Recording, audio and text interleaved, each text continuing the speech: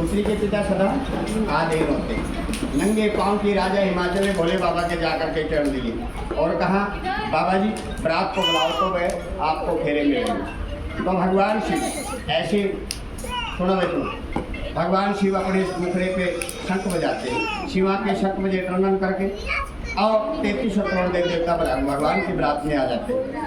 प्रथम पवन भरुआ में इंद्र के छटारू धरती मात गलीचा तल बादल तंबूर चांद सूरज दो विपत गंगा यमुना दो पनिहारी अस्सी नदी निवासी झरना चढ़ा समुद्र शिव के झरना। लोवे देवी भक्तों अब कट्टा चंदन किया चोर ब्रह्मा जी बैठे चौकपुर अलस कलश के 4 लोटे मंगाते 4 धागे मंगाते हैं। माता पार्वती भगवान शिव के लाभे होते हैं। पार्वती खड़ी हो जाओ, भोलेनाथ जी खड़े हो जाओ, ये बात इधर आ जाओ, इधर खड़े हो जाओ, ये बात पार्वती। आजकल मॉडल जमाना भाई कोई पता नहीं होता। पार्वती आपको भोलेनाथ जी पसंद आए? हाँ जी। दादा जी आपको पार्वती पसंद आई? हाँ जी। तेरे बाप के पैसे लग गए? राहुल जी हो गई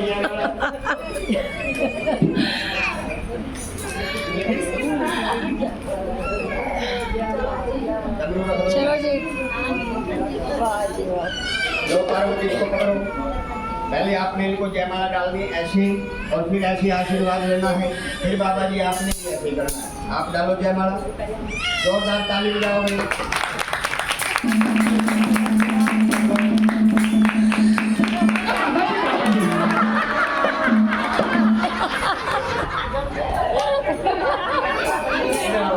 ये क्या काम कर दिया बाबा जी? लो जी बाबा जी कहते जंगम बाबा में कहा जी जो आजकल के मुंडे इतना ही कर रहे हैं।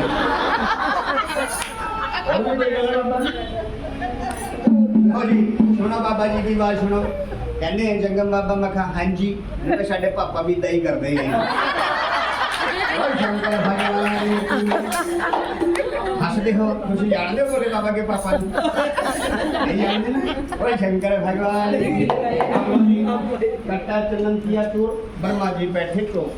माता पार्वती भगवान शिव के लावे होंगे। पार्वती नु बढ़ो, बाबा जी नु बढ़ो, इनके पीछे पीछे चलना है जैसे फेरों पे चलते हैं।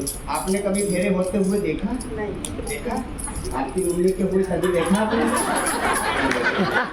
पार्वती आपने देखा कभी फेरे होते हुए?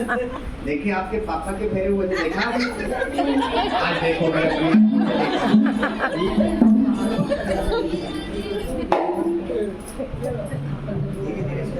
पहले होने लगे गौरा के फेरे होने।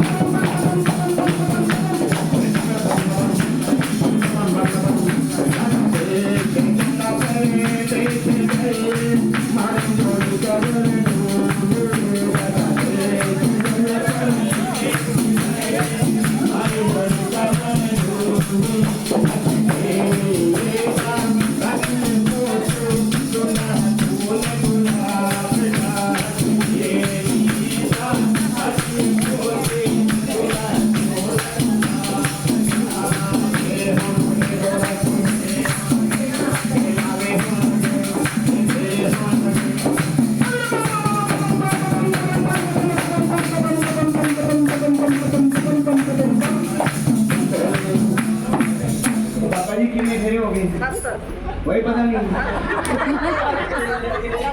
इधर आ जाओ पार्वती तुम बैठ जाओ। बाबा जी तुम ना बैठो। लो जी पहला लावा अंग संग में, दूसरा लावा भगवान शिव के संग में, तीसरा लावा होता है तो माता पार्वती बैठ जाती। माता पार्वती को कुछ याद आ जाता है। कि याद आता है? भगवान शिव कहते गौर जा मेरे बाबा आ जाओ। माता पार्वती कहती है कि प्रभु मैं आपके बाबा नहीं आ सकती हूँ। क्यों? क्योंकि आप 4 पुरुष में एक नारी हैं। 4 पुरुष आपने कौन बताए कि महाराज? एक तो आप हैं, दूसरा आपके गले में शेषनाग है, तीसरा आपके मस्तक में चंद्रमा है और चौथा आपके पैर में पद्म है। इनको उतारो तो मैं आपके बाबा आऊंगी, वरना चार पुरुषों की औरत बन जाऊंगी। पैर में से पद्म को उतारते गोकुल में श्री कृष्ण कन्हैया को सौंप देते हैं, सुंदर रूप ठाकुर को देते हैं, जति सती के मस्तक लगते। अब गल में से बासक नाग को उतारते जमीन खोड़ को डाल कर राजा बना देते, मस्तक से चंद्रमा उतारते धनचक्र को छोड़ देते, जमीन राज दे देते। अंग भंग दो शिव के संग आजा गौरजा मेरे बाहु अंग। माता पार्वती कहती है कि मैं आपके बाहु अंग नहीं आ सकती। क्यों? क्योंकि आप अकेले पुरुष हैं। सुनो बेटा, जब आप अकेले पुरुष हो, हम दो नारी थी। दूसरी नार आपने कौन बतलाई कि प्रभु कहाँ छुपाई आपने? गंगा जल मेरे लाओ में आएगी, मेरी शौकन बन जाएगी, शौकन का ताना सहाना जाएगा। आगे आएगा कलयुग, कलयुग में ऐसा भयंकर जमाना हो जाएगा, उन्हां दा जलेबी जुड़ा मेरे हाथ पे होगा, मेरा जलेबी जुड़ा मेरे हाथ पे है ना। इसको उतारो तब मैं आपके बाबा लावांगी। तो भगवान शिव जटा को झाड़ते हैं, गंगा माई को अपने पास में बिठाते हैं। जम्बू द्वीप के शांतनु राजा के साथ में गंगा माई की शादी कर देते हैं। गंगा के सन में जन्मे शील गोत्र सत के नाती धर्म के पुत्र 8 पुत्र पैदा हुए गंगा माई के। 7 पुत्रों ने अपने मुख्य द्वार पहुंचा दिया। एक बचे थे जिसका नाम था भीष्म पितामह। अंग भंग दो शिव के संग आजा गौरजा मेरे बावन। तो देखो तो माता पार्वती कहती है कि हे बाबा जी, तेरा मेरा हुआ कार्य ये धरती माता को लगा था। जहाँ पर मंडप पर जाया जाता, अग्नि प्रकट की जाती है, उसकी अग्नि से धरती माता काली हो जाती है, धरती को दाग लग जाते हैं। इस दाग को धोने के लिए आप अपने कुल दान दक्षिणा दो और मेरे पिता राजा हिमाचल से मेरे नाम का कन्यादान करवाओ। तो राजा हिमाचल अपनी बेटी का कन्यादान, माता पार्वती का कन्यादान वो वेदी के अंदर छोड़ देते हैं। और भगवान शिव अपनी शादी का दान वो भी वेदी के अंदर छोड़ देते हैं। पहली बात परम देवता को लगाते, ले रे ब्रह्मा मेरी शादी का दान। कहते कि नहीं, मैं सुख तक का खाऊंगा, पात तक का खाऊंगा, मगर मैं आपका दान नहीं खा सकता। आपका दान एक कच्चे पारे के समान है, जो मनुष्य आपका दान खाएगा जड़ मूल से गल जाएगा। दूसरी बात विष्णु भगवान से लगाते हैं, ले रे विष्णु मेरी शादी का दान। कहते कि नहीं, मैं आपका दान नहीं खा सकता। क्यों? मैं क्षत्रिय हूँ, क्षत्रिय भी मेरे आगे पैदा होंगे। मैंने आपका दान खा लिया तो देने वाला कोई नहीं रहेगा। 33 करोड़ देव देवता ने भगवान शिव का दान खाने से मना किया। तब भगवान शिव ने अपनी दाएं जंग में चिरा लगाया, अनंत नाम देरु जंगम को पैदा किया, जहाँ से हम जंगमों की प्रणाली चलती है। तो देव भक्तों, जंगम ने कहा कि मेरे को कोई पात्र दो, जिस पात्र में मैं आपका दान ले सकूं। तो नंदी बैल की टल्ली उतार के देते भोले बाबा जी। काफी लोग कह देते बाबा जी टल्ली में दान क्यों लेते? ये ध्यान से सुनना, ये टल्ली नहीं होती, शिवलिंग का आकार होता है। ये जलहरी होती, बीच में इसके शिवलिंग होता है। जो आप लोग टल्ली में दान पाते हैं वो शिवलिंग पे चढ़ जाता है। शिव का दान जंगम का। दूसरी निशानी ब्रह्म देवता जिन्हें रुद्राक्ष माला गले का श्रृंगार देते हैं। तीसरी निशानी माता पार्वती कानों के कमल, माथे की बिंदी, हाथ और श्रृंगार देते हैं। चौथी निशानी भगवान शिव का ये शेषनाग और मुकुट होता है। ये मुकुट और शेषनाग भगवान शिव का होता है। और पांचवी निशानी किसकी होती है? विष्णु भगवान की। क्या? ये मोरपंख। ये मोरपंख होते हैं जो विष्णु भगवान के सिर पे लगते हैं। तो भगवान शिव, ब्रह्म देवता, विष्णु भगवान और शिव ने कहा कि जाओ जन्म देवता, चारों कोठ में शिव से बटना, किसी को गंदा न कहना, मंदा न कहना।